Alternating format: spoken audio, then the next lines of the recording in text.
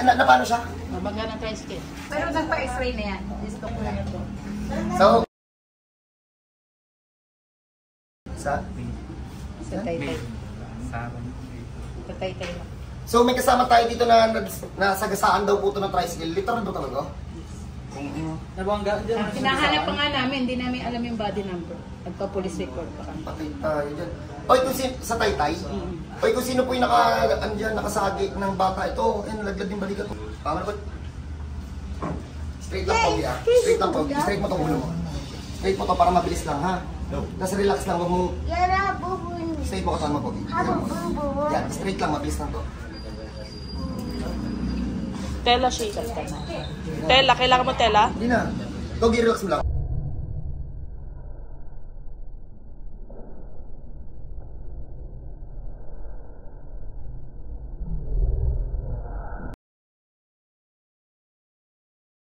Ay, wag kaharang ah.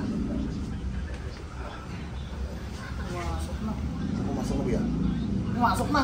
Masok na. Tapos, Maliit lang. lumusok. Ano yun lang yan? Lumusok na! Teka lang. Wala na. Ay, hindi pala yung emergency. Diyan muna kayo.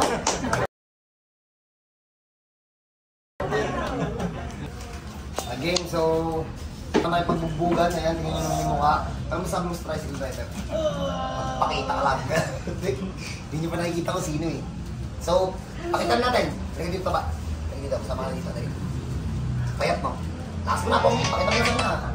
O, yan. Pag may ganyan kayong case, basic lang naman kasi yun. Mas mahirap pa itong bit-bitin. Patulong mo. Yung isa pa. O, Pogi. Sabay, Pogi. Sabay. Pag may ganyan po kayong case, pag may ganyan po kayong case, dali nyo na lang po dito. Emergency naman, pag ganyan naman po, i-emergency naman natin yan, pipikitin natin agad. So, paano po God bless po sa lahat? Itong batang to, pag nakita nyo to, amoy nyo yung kilikili. Oh, boy. God bless po, God bless.